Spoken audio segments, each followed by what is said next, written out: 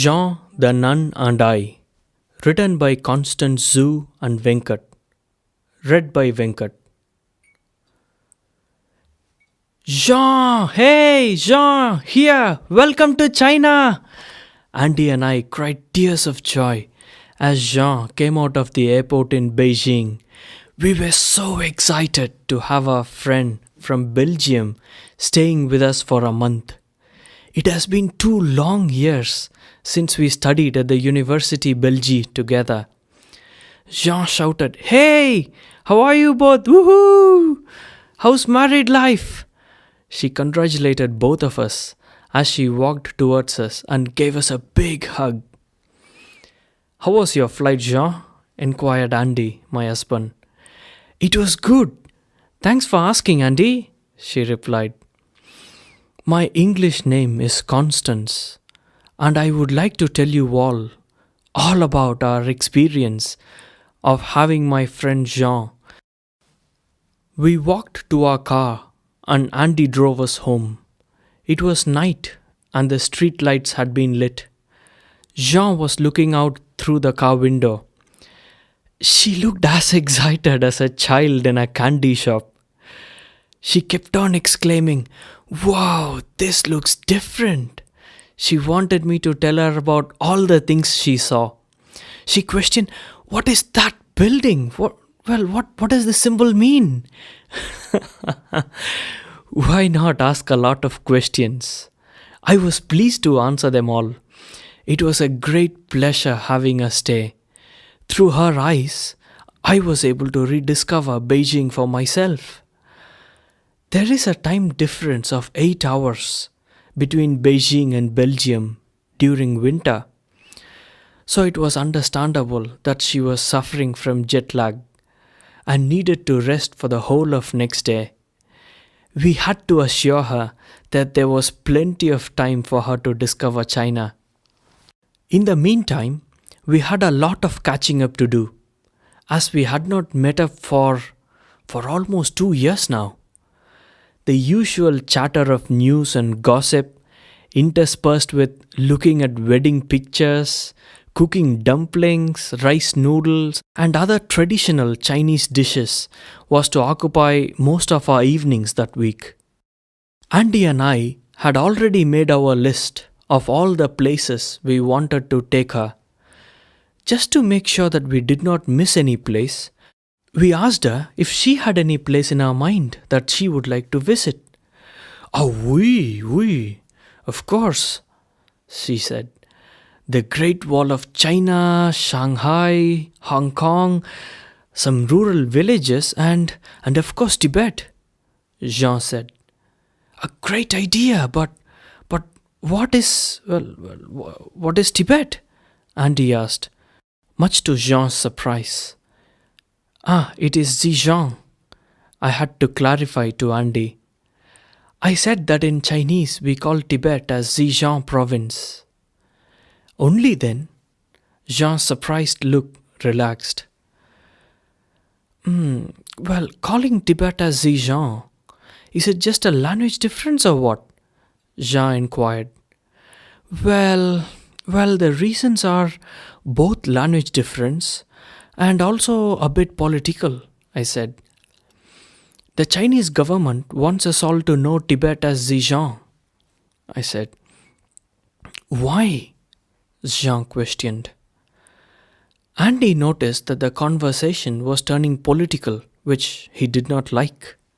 So he interrupted by asking, so, by the way, what are we going to have for dinner?" "Let us prepare hot pot today," I said. "Excellent, Jean. I'm sure you will like it. It's a pot filled with spicy sauce and we cook vegetables and meat in it." Andy diverted the entire conversation from Tibet to hot pot. Jean smiled as she came into the kitchen to help me in the preparation. She chopped the vegetables and crushed the spices and made the sauce. But I knew that in the back of her head, the question about Tibet remained. Yet she pretended not to be thinking about it. After an hour, we all sat around the dinner table. Jean found it very difficult to use chopsticks for the first time. We could see her taking the meat carefully from the pot, but dropping it with a laugh. After some training, she became good in using chopsticks. The dinner was mouth-watering, I should say. After dinner, Jean wanted to go for a walk. But I wonder that the outside air is much polluted in the evenings because of the density of people and traffic. So we chose to stay indoors and chat with each other and share our old memories. The next day, we traveled around Beijing, looking at various places. I must admit that Jean has an incandescent curiosity and obviously found great happiness taking hundreds of photographs. Armed with her camera, she shot almost everything in sight. The street food sellers, the big markets, temples, children eating ice cream, the chaotic traffic, and of course, pictures of both of us as well. She wanted to converse with the common people around, whereas they always wanted to sell her something. I enjoyed being her unofficial translator. So, Jean, what do you think of your adventures today? I asked. It was really interesting and so very different from Belgium. You know, this country is so very colorful and you know what? I'm going to upload all these photographs on Facebook now so that my friends and family in Belgium can see them too, she said. No, Jean. Well, you cannot use Facebook in China. It's banned, I said. Why? Jean questioned. Well, our government has shielded some of the websites and web pages which contain a lot of sensitive information about China and its policies, I said. Policies or propaganda? She questioned. She was sunk in deep thoughts for the rest of the evening. When we went home, she asked me, Constance, is there no freedom of information here? Andy looked at her and said, well, Jean, we know what we need to know, and the information that is available is good for the economic progress of our country and for us. On the other hand, you're from Belgium and this is China. Things are very different here, you see. So it's understandable that you're a little shocked, Andy said. I knew that Andy was beating around the bush, so I had to interrupt and say, No, there is no freedom of information or speech about a variety of sensitive topics in China. The government controls the media. A deep concern furrowed her brows and filled her face as she asked, How do you know what is the truth then? I was just silent. She understood what my silence meant. It is not only in China. In many countries, even which proclaim democracy, has similar problems. It is either the government that controls the media to spread its propaganda, or the politicians own the media, or sometimes the politicians even pressurize the media, resulting in biased information to the people. Well, these were my thoughts. To cheer up the mood, Jean started showing the pictures that she had taken on that day to Andy and me. Andy had to go to work for the rest of the week. So we girls were on our own, enjoying each other's company.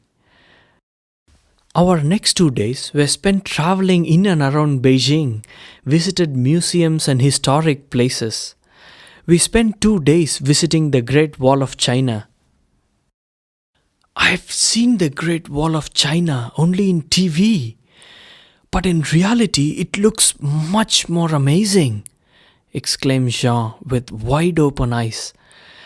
Yeah, yeah, even better, Jean, is that few of the wall structures were built more than 2000 years ago. And the Great Wall of China is more than 21 kilometers in length, I said proudly. Wow, who built it and why? Jean questioned. Well, Jean, let me explain it to you, I said. As many Western people think, the Great Wall was not built by one particular king, but a series of kings over many years built it. It was primarily built to protect the country against the invading tribes of the nearby countries. Excellent, Jean said as she started shooting photographs, and we enjoyed walking on that ancient marvel. All of a sudden, Jean questioned me. You know what, Constance? I have read in a book or in a magazine, I'm not sure where, but I've read that the Great Wall of China is the only man made structure that is visible from space. Is it true? Do you know that? She said. And I had to say, no, come on, Jean. That's just a popular myth. It's not true, I said. The Great Wall of China is not visible from the space, I had to clarify. And then we just burst into laughter. The following week, we traveled to Shanghai and Hubei province where I was born. It was a great pleasure just being with her. I could see that Jean's enthusiasm had also rubbed off onto me.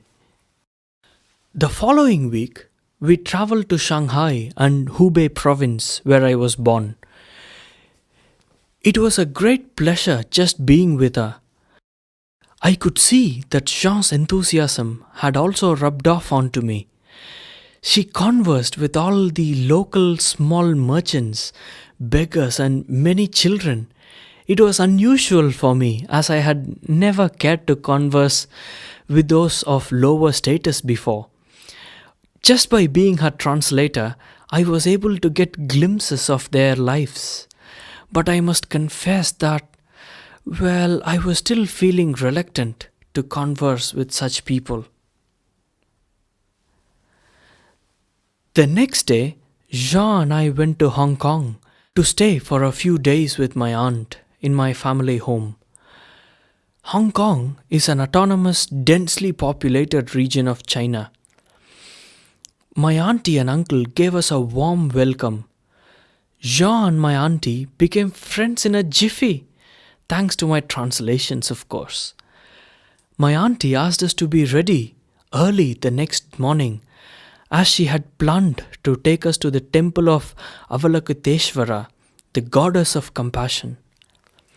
My auntie said, "We are going to a temple monastery on the Emishan mountains, located in the Xinjiang province. We shall travel there to celebrate Avalokiteshvara's birthday and also to see an old friend of mine. We will stay there for 3 or 4 days and I'm sure your Belgian friend will enjoy it too." Until a year ago, I said to Jean, my auntie had been an atheist. But then she became a Buddhist, a Han Buddhist to be precise, I said. What made her become a Buddhist? Jean inquired. Well, since it's a long story, I told her that I'll explain it to her in the following few days. The next day, we traveled to the monastery town, up into the high mountains. It was a long journey of around 10 hours by various means. When we reached the town, we saw that it was very calm and quiet. Very few people lived there. It was a complete contrast to Beijing or Hong Kong. We rested the next day. In the late noon, Jean and I took a walk alongside a small brook. We sat down near the river bank in silence. We watched the lone farmer driving our cattle back home. The farmer's song was soothing as we listened to our voice merging with the ripples of clean river water, lapping its own melodies beside our feet. It was a warm evening with masses of colorful blossoms waving in a blissful breeze, gently blowing from the western plateau. Nature looks very beautiful, does it not? I asked. But Jean was not listening to my question. Evoked by the amazing scenery, she was caught in the reveries of her own web of imaginations. The yellow sunset started to engulf the whole sky with the color of a monk's robes, drawing our imagination even more.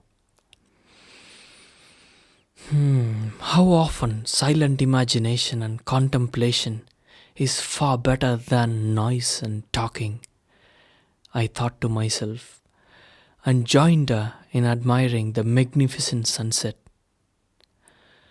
Half an hour later, Jean pointed to a building on the top of the hill and asked, "Hey, what is that building there?" That, Jean, is the monastery that we'll be going to tomorrow. I added that the temples are usually located in the mountains so that the monks and the Buddhist nuns can have a quiet place to learn Buddhism and contemplate, strive to achieve nirvana far from the materialistic society with its many insatiable desires. You know what? It was in this monastery last year that my auntie became a Buddhist following a curious incident, I said. Really? Tell me more about your auntie and how her faith changed after visiting this monastery, Jean asked. Is it magic? She laughed.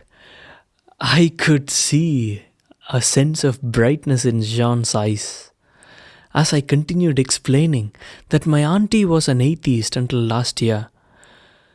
Well, let me tell that story. It was not magic, Jean, I said. I could see a sense of brightness in Jean's eyes as I continued explaining that my auntie was an atheist until last year.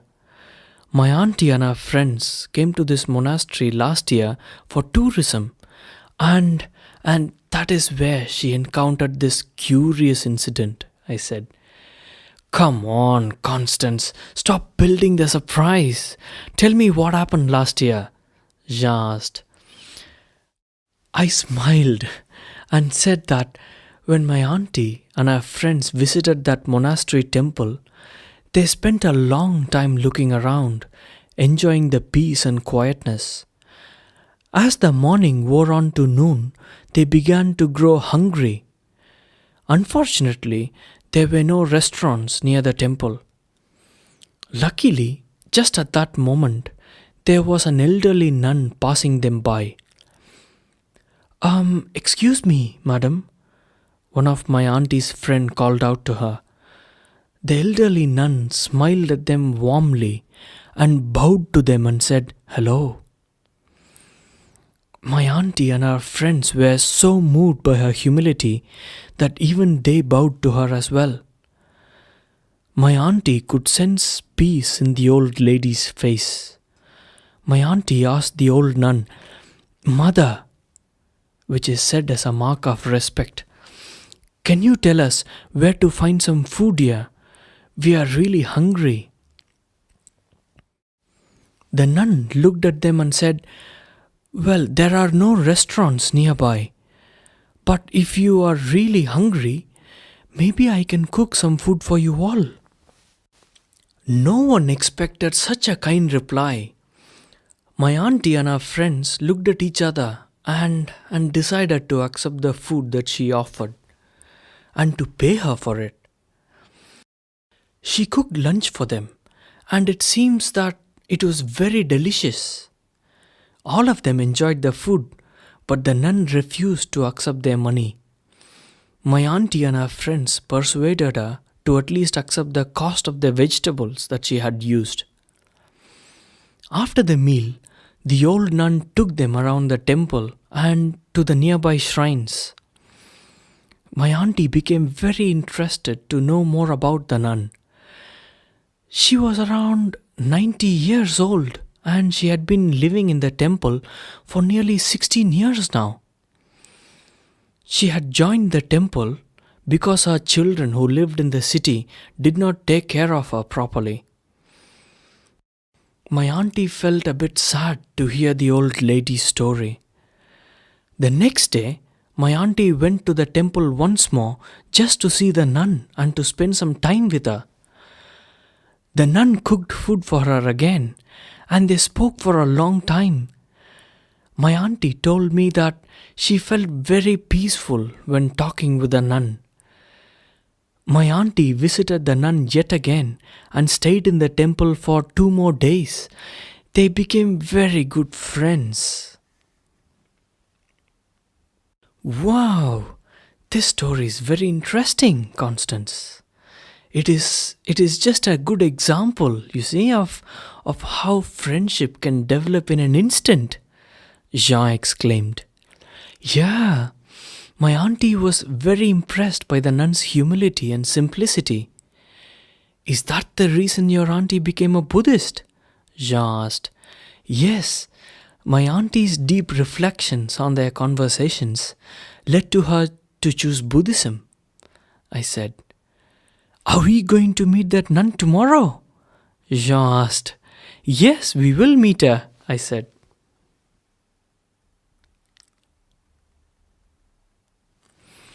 On hearing this, Jean's face just lit up. The next day, as the sun rose in the sky, we all got ready, excited to visit the temple and especially to meet my auntie's friend, the old nun. Even I was very excited because this is the first time that even I am going to see her. We climbed the steep hill to the temple. After prayers in the temple, we made our way to the nun's hostel. She was not there. After a few minutes of searching that area, we saw an old man sitting in a corner. We inquired of him about the old nun's whereabouts. He looked at us with surprise and asked us, "Don't you know that the nun passed away a few months ago?" In one voice, we all said, "No!" We were all deeply saddened. Ah, how? How did she pass away? My auntie asked him. The man said that old age was the reason. He added that a few months ago, when she was offering her prayers to the statue of Avalokiteshvara, she passed away in front of the statue. When she passed away, she was on her knees, praying sincerely with her eyes closed and her knees on the ground. She did not make it to standing up again, he said.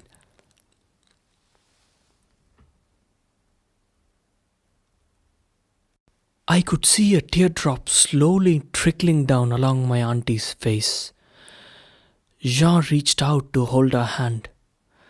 The man added that when she was cremated, there was a red light flashing shiraipu amidst the ashes.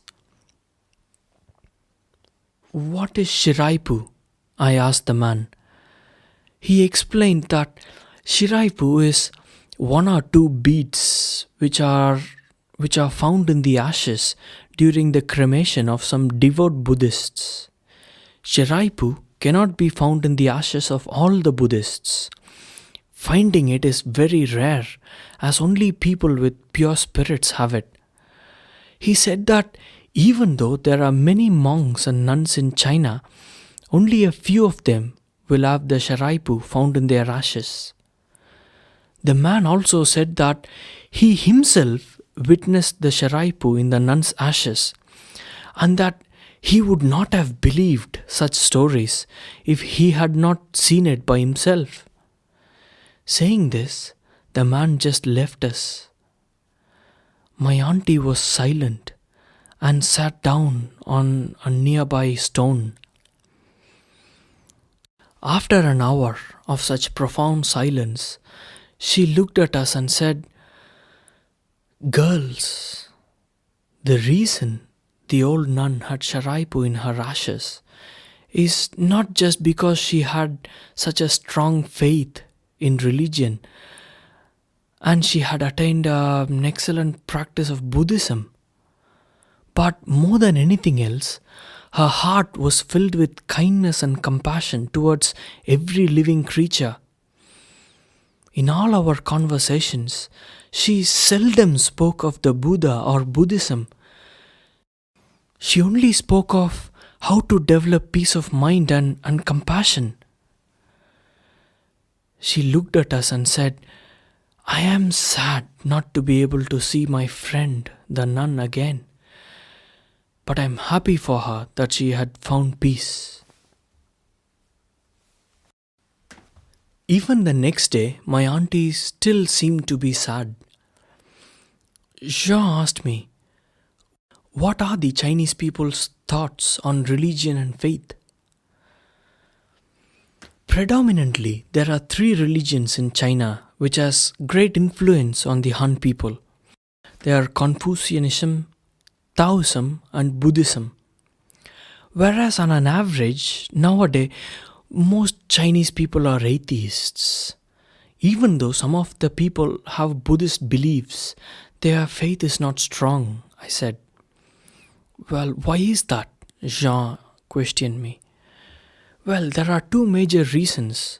One is that Chinese people are becoming more westernized and also very, how to explain it? Okay, let me put it in these words. They are becoming more materialistic and want to be very practical in their religious beliefs. And the other reason is quite political," I said. Jean's questioning eyes suggested that she wanted more detail. Okay, Jean. Let me explain it to you in detail, I said. Firstly, the Chinese, most like other people in the world, pray to God for some practical benefits, such as wanting to get rich or passing their exam or getting married soon, etc. When we Chinese fail to attain such a reasonable rewards, then they do not bother to believe in God.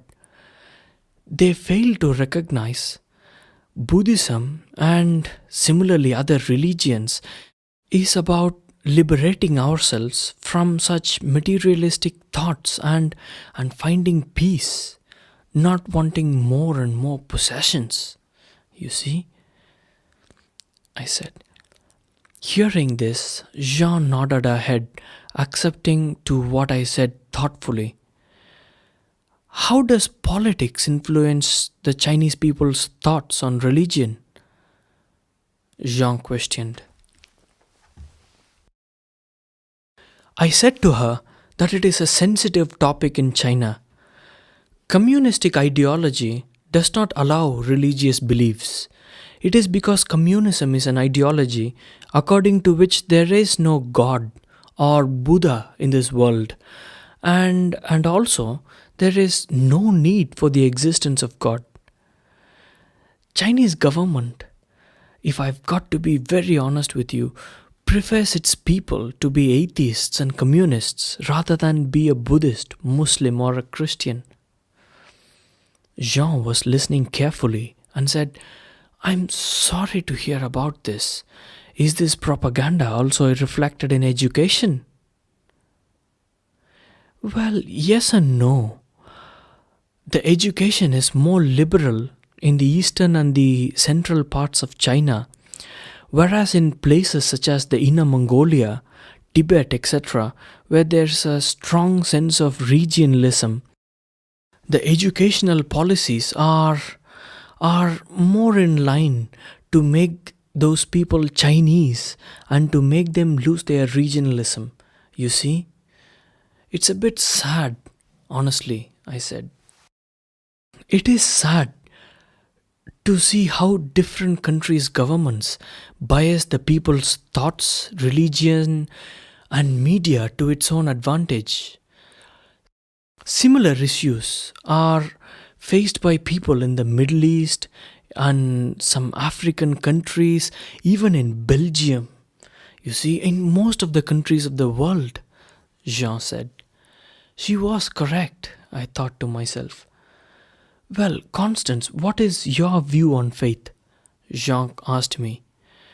I was expecting this question from her.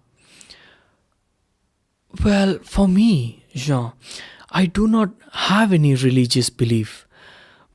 But after I heard about the old nun and her story, I would like to have a religious faith. Jean asked me why. Well, even though the nun was poor and led a simple life, she found happiness. Faith and warm heartedness are all that she had. After hearing her story, I think warm heartedness and strong faith could give us the persistence and strength needed to overcome life's challenges and to be happy, I said. Well, you are correct.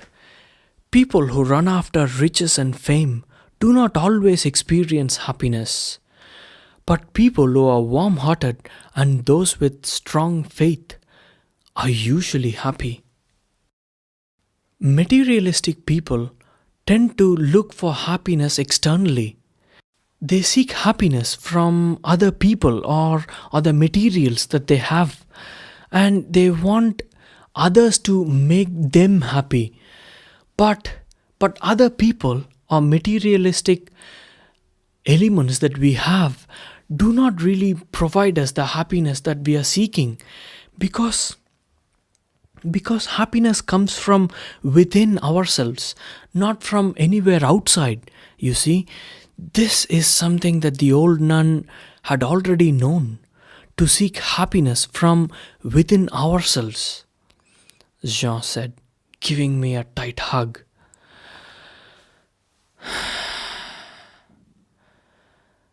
The night was darkening outside, but I could see my heart was getting brighter as I thought over a lot of questions about myself. Jean will return to Belgium in a couple of weeks' time, but the conversations that we have already started to affect me a lot. I could not sleep that night. I had hundreds of questions within myself that I had to answer. Talking with Jean was like questioning my own inner self. I had always wanted to serve other people and wanted to be useful to the society. But what have I become now? I question myself further. The current prevailing way of life, search for money, social status, wanting more luxury products, its politics, the communistic policies, and the biased information from the media has driven materialistic views deep into the heart of our society. But will such a materialistic outlook bring real happiness to our future? I do not think so. No, I don't think so.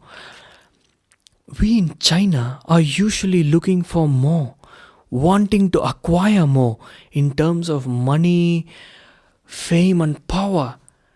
In the dire search for such riches, we lose our dreams and frequently our moral and ethical values.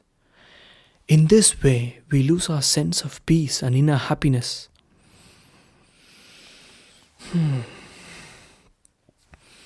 My questions and reflections were getting deeper and deeper.